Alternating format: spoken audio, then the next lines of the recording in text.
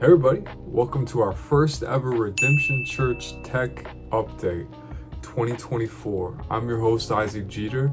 I am our music director as well as our production team manager, and I oversee, like it says, anything from sound production on the stage for our musicians all the way to the back with ProPresenter and OBS and a mixer, everything like that. And so this year, this is our first ever tech update where from the span of 13 February to 20 February 2024, we added a whole bunch of stuff to our music department and a little bit to our production. And that includes adding a new snake, wiring our stage again, cleaning everything up, running things in the attic, adding 2 microphones, one to a bass amp to where we're no longer having a DI from a bass amp to our snake, as well as doing the same thing for an electric guitar amp. So now we have both mic'd amps in a side room and alleviate that from the sanctuary from having a bleed through for the sound to where we can crank the amps and get the best tone out of them. And so that's what you're going to see over the course of the next several minutes. In this update is that process, whether it be climbing in the attic, running wires, squeezing myself in tight spaces, and plugging things into the back of the mixer. So join us. It's going to be a great journey. I'm going to do a voiceover during it, so I'm leading you guys through everything I did over the course of a week. Enjoy. Good luck. So, to begin, this is the remnants of where our guitar amps used to be, and now down the line to where the old snake was, we're going to move it to where those amps were. Transitioning, I'm now untethering all of our cords that are held together by Velcro ties. They're lined up against the back wall to keep them nice and organized. It's primarily the 1/4-inch cables running to our instruments on stage.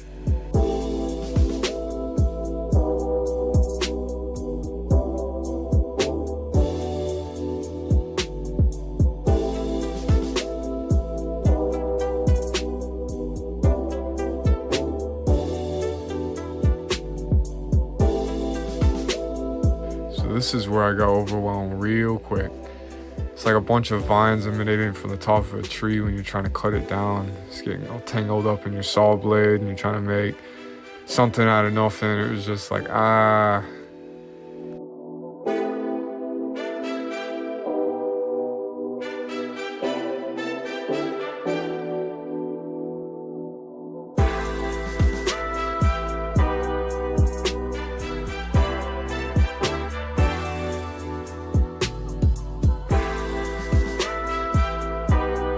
Finally, we reach our first checkpoint, the line of DIs. Finicky, precariously set up, as you can see. And when I lifted this thing, it felt like I was lifting a piece of metal and a rattlesnake was underneath. It was so funny. So here I am disassembling our old setup on the old snake of our mics. And I have to maintain some sort of structural integrity, because at this point in the project, a ministry we support that uses our setup still needed to use it like this for the time being.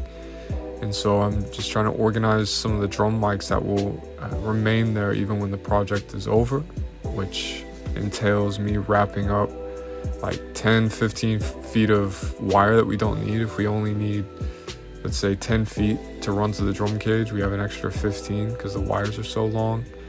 Just trying to make some sense out of it so it's easily available, but also uses the space wisely.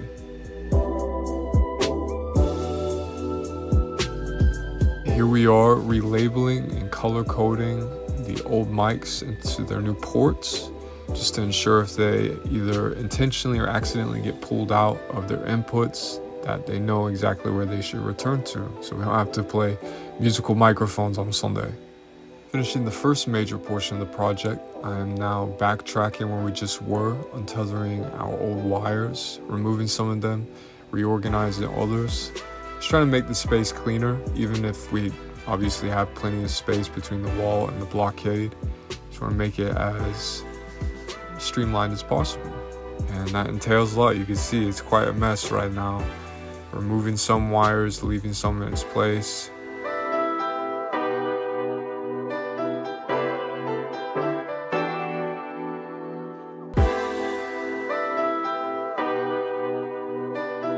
After seeing the old setup, here is the new setup. So much cleaner, so much more user-friendly. Good luck. Starting back on a completely different day, we have our brand new snake reveal, straight from Sweetwater, 24 channels in all its glory. So, this is footage of me unwrapping the snake. I wish I would have gotten my initial reaction with the unboxing. Believe me, some primal struck in me and my eyes glazed over like I don't know, was smelling meat for the first time or whatever. But man, I knew at this point I was overwhelmed. That snake is heavy and I'm having to put it in the attic right here and then move it to a completely different side of the building. That's why we got a 100-foot snake. It's got to go a long way.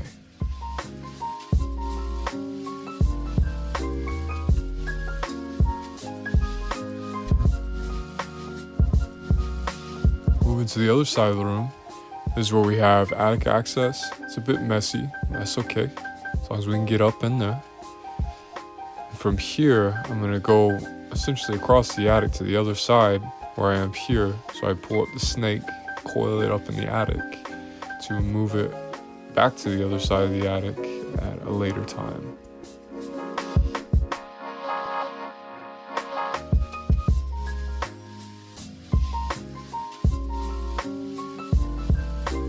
Now that we had the initial portion of the snake run, I am uncoiling an extension cord. That way I can run it up in the attic and plug the male end into the wall right below my feet and pull up the remainder of the cord, which was quite a laborious task, into this side room here where I'm going to run it down so these amps right in front of me can receive power. In order to get the wire through the drywall, I had to cut a little hole in it with a drywall knife. And then I had to go back up into the attic and run that cord through the freshly cut hole. And then here we have it. We have our brand new power source. Good luck. Taking a little bit of a break from squeezing the tight places in the attic and doing all other kinds of gymnastics. Now making new labels for our wires that will be running from the back of our amps into the attic, across and down to the ceiling, into this freshly run snake, assigning the right ports so they correspond with the back of the mixer at a later time. And it's a huge task. It is a mess at this point in the project and no fun. It's that point where it's like, well, we got to make everything messy, look really bad. The old adage that it's got to look bad before it looks good. That's where we're at. As you can see, the wires are crossed, nothing's looking right.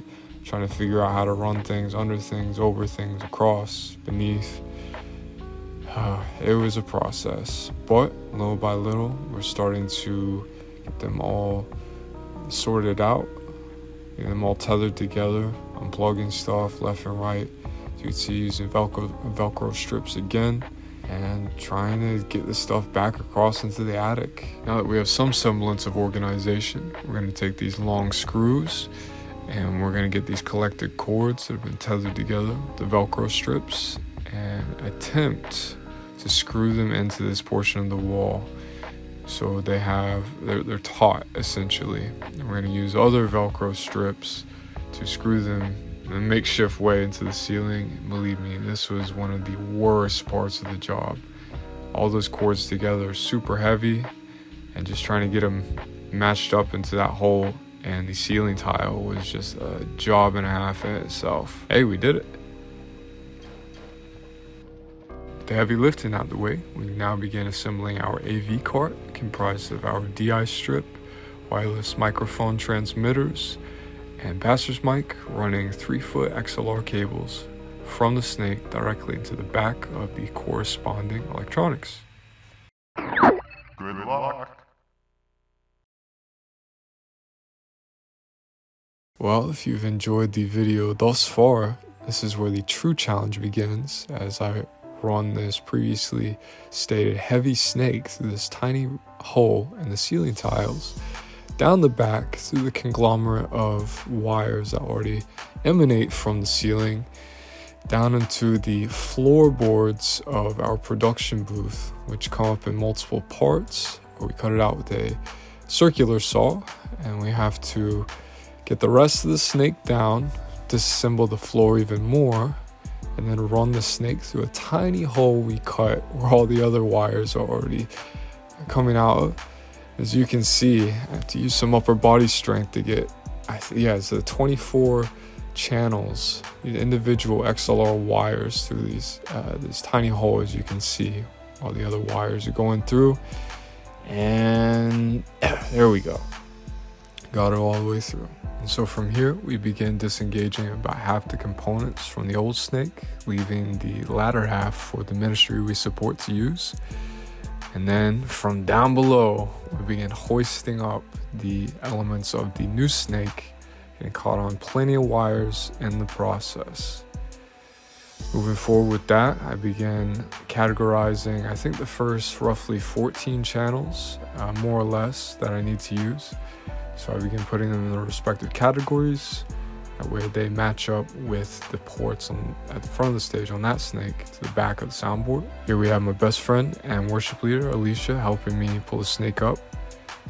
This was followed by the installation of our third Galaxy Audio in-ear transmitter, to which our vocalist, instrumentalist, and drummer all use on respective channels, one being a new mix bus that I created just for that third one, and here I am doing the mix for that new mix bus. Finally, we conclude with successfully routed XLR cables to our new instrument microphones and into the snake, which is run into the soundboard. Good luck.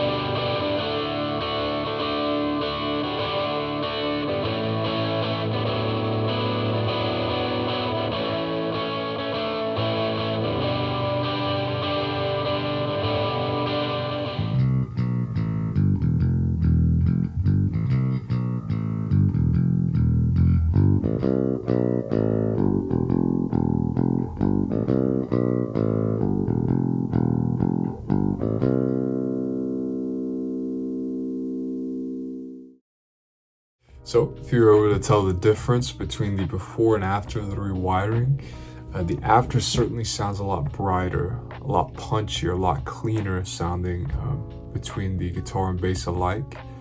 And that was certainly the objective. Before we had 1/4 inches running into DI, direct input, and then we would take an XLR from that DI into the snake on stage. And not only did it prove to be super cluttery on stage, but also it created this muddy sound. And I noticed if I got the guitar and plugged it directly into the amp just by a 1/4 inch, it was nice, bright, punchy like you heard. But as soon as I put it through the DI, it was muddy, didn't have as much power, didn't have as much volume.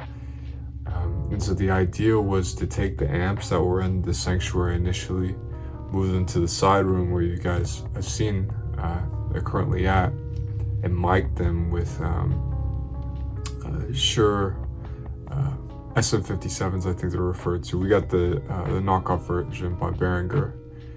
They're called like MS75 or something like that. It's almost a direct ripoff.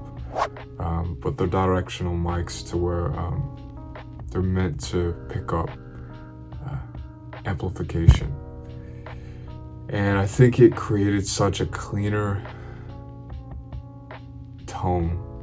And it gives us volume control on the mixer a lot better as well. That was the thing, is on the actual amps, we were having to crank it to where it was barely past the 0 line because it was in the sanctuary and the sound was bleeding out of the amps and overpowering the house speakers.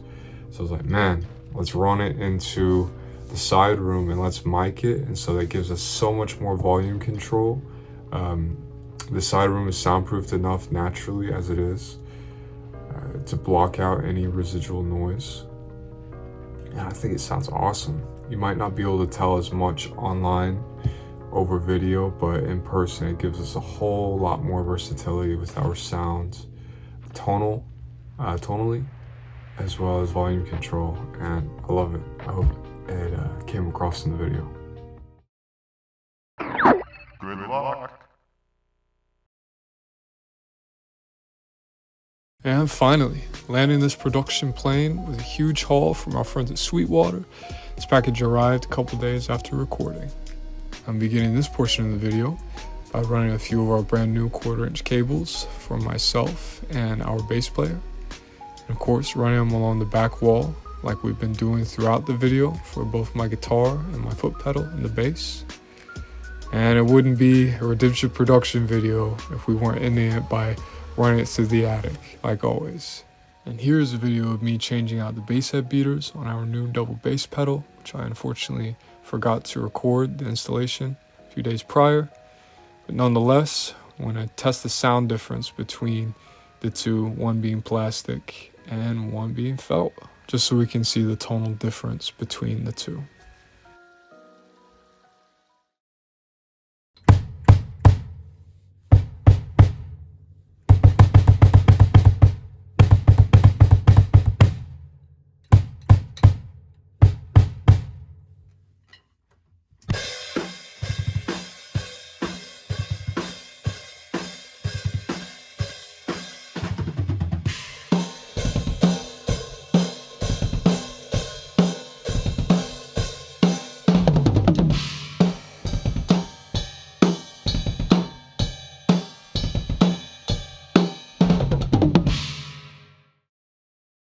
Thank you everybody again for tuning in to our very first production update video here in 2024 at Redemption Church.